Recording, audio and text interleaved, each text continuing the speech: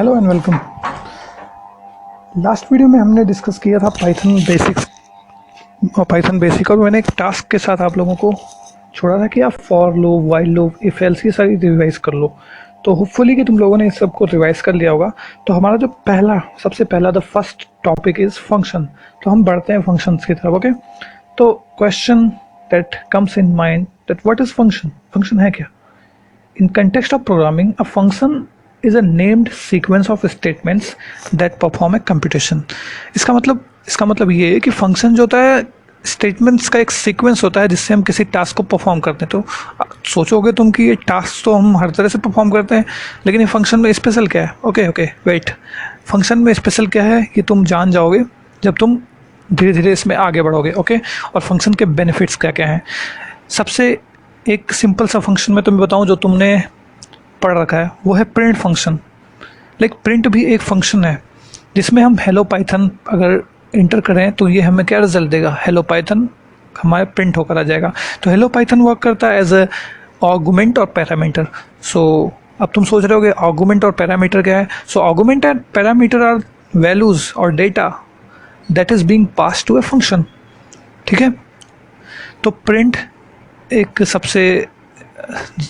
सबसे पहला फंक्शन है जो तुम जानते हो। ओके, अब हम जानेंगे कि फंक्शन का एक और डिफिनेशन कि function is a block of reusable code. अगर तुमसे कोई पूछता है कि फंक्शन है क्या, तो एक सिंपल सा एग्जांपल होगा कि function is a block of reusable codes. Reusable codes means कैसे कि फंक्शन स्पेशल इस तरह से है कि अगर तुम्हें कोई जैसे तुम सम का प्रोग्राम लिखते हो, सम करने का, दो नंबर को सम करने का, दो नंबर को मल्टीप्लाई करने का, तो तुम उसे लिखोगे और तुम्हें 3 2 का सम करना है, तुमने 3 2 का सम कर दिया वेरिएबल में वैल्यू देके। लेकिन तुम्हें जब 4 2 का सम करना है दोबारा, तो तुम फिर जाके वेरिएबल एडिट करोगे या फिर तुम जाके उस प्रोग्राम को फिर से राइट करोगे। लेकिन फंक्शन इसलिए यहीं पे स्पेशल हो जाता है कि हम एक बार कोड लिखेंगे और हमें बार बार कोड लिखने की जरूरत नहीं पड़ेगी। हम फंक्शन में सिर्फ वैल्यू पास करेंगे और हमें सम, मल्टीप्लाई, जो भी हमने प्रोग्राम लिखा हो वो हमें मिल जाएगा। ओके, तो फंक्शन वर्क कैसे करता है? फंक्शन का फ्लो क्या है? ये है फंक्शन का फ्लो कि हमारे पास कोई डेटा है, ये हमारा फंक्शन है और ये result.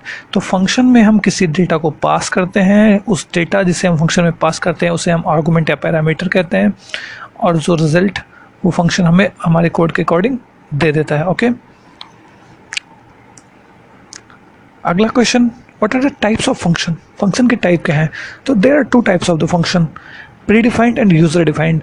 Predefined functions are clear by its name. Predefined, which is defined by the program. Okay, जो प्रोग्राम में पहले से डिफाइन रहता है वो कहलाता है प्रीडिफाइंड फंक्शन। ओके, तो चलो देखते हैं कुछ एग्जांपल्स प्रैक्टिकल में। सो प्रैक्टिकली हम देखते हैं कि फंक्शंस क्या है। तो पहले प्रीडिफाइंड फंक्शन, जो सबसे पहला है print. Okay, print hello.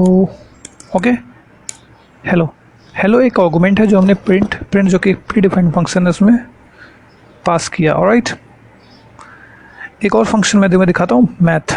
Okay, लेकिन मैथ एक फंक्शन है, मैथ एक मॉड्यूल है। अब क्या डिफरेंस है मॉड्यूल और फंक्शन का, इसको तुम लोग थोड़ा गूगल कर लेना, मॉड्यूल और फंक्शन में डिफरेंस क्या है। सो मॉड्यूल एक तरह से बंडल ऑफ फंक्शंस है। ओके, मैथ में कई सारे फंक्शन होते हैं जैसे square root, trigonometric function, exponential function, logarithmic function, there are so many functions defined in math module.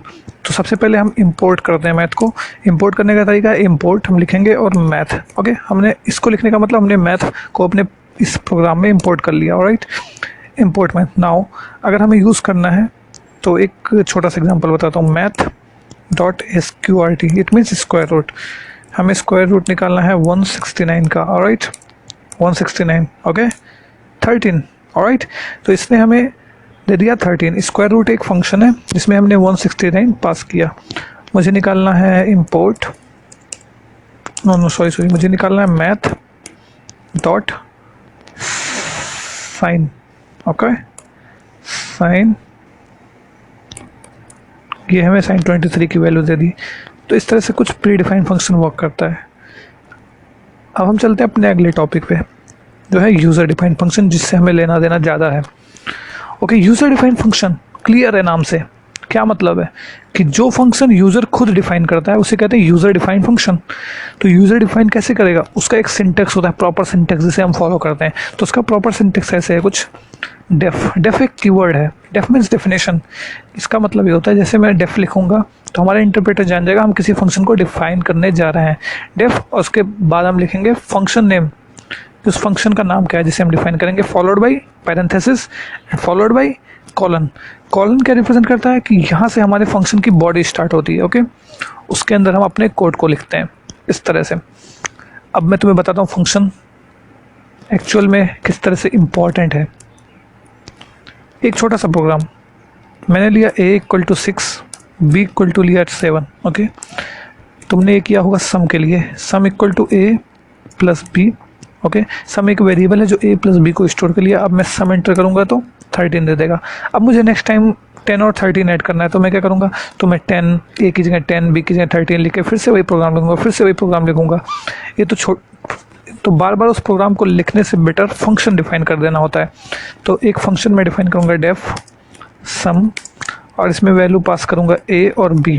a और b क्या है, वो वैल्यू, वो आर्गुमेंट जो इसमें पास होगा, और ये हमारा कॉलम, मतलब हमारी बॉडी यहाँ से स्टार्ट हो जा रही है, ओके। यहाँ पे मैं c एक वेरिएबल है जिसमें मैं a प्लस b को स्टोर करूँगा। Now we will print the result, sum of a and b is comma c, okay. हमने फंक्शन डिफाइन कर दिया है।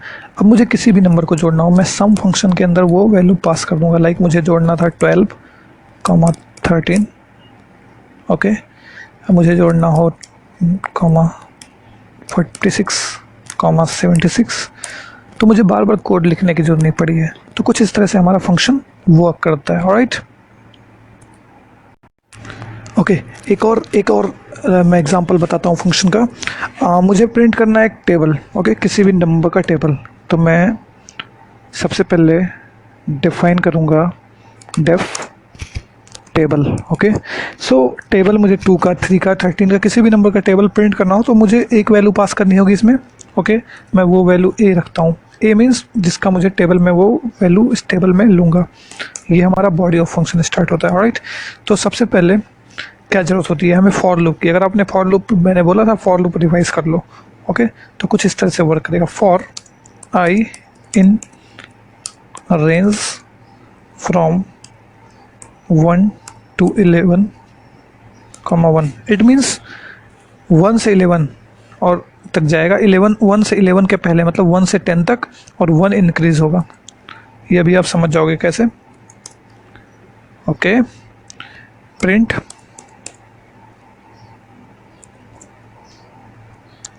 a into I, okay. हमारा फंक्शन डिफाइन हो चुका है। अब मैं टेबल में वो वैल्यू पास करूंगा। लाइक मुझे चाहिए टेबल 11 का, ये हो गया प्रिंट 11 का टेबल, ओके। अब मुझे प्रिंट करना है टेबल 19 का, जो आपको याद नहीं होगा, ओके। मुझे प्रिंट करना है टेबल 13 का, ये रहा, ओके। तो इस तरह से हमारा फंक्शन वर्क करता है। बहुत सारे एग्जांपल हमारे पास हैं और हम सब एक साथ करेंगे, लेकिन end of this video I will give you some task. आप उस टास्क को करोगे और वो टास्क आपका है, right a function that prints square of the numbers from 2 to 20। जैसे मैंने टेबल प्रिंट किया, आपको एक फंक्शन लिखना है जो क्या प्रिंट करे कि किसी भी, आप 2 से लेकर 20 तक या किसी भी वैल्यू को पास करो, उसका स्क्वायर प्रिंट करे, ओके। लाइक 2 से 20 तक के स्क्वायर्स को प्रिंट करना है, ऐसा एक फंक्शन लिखना है।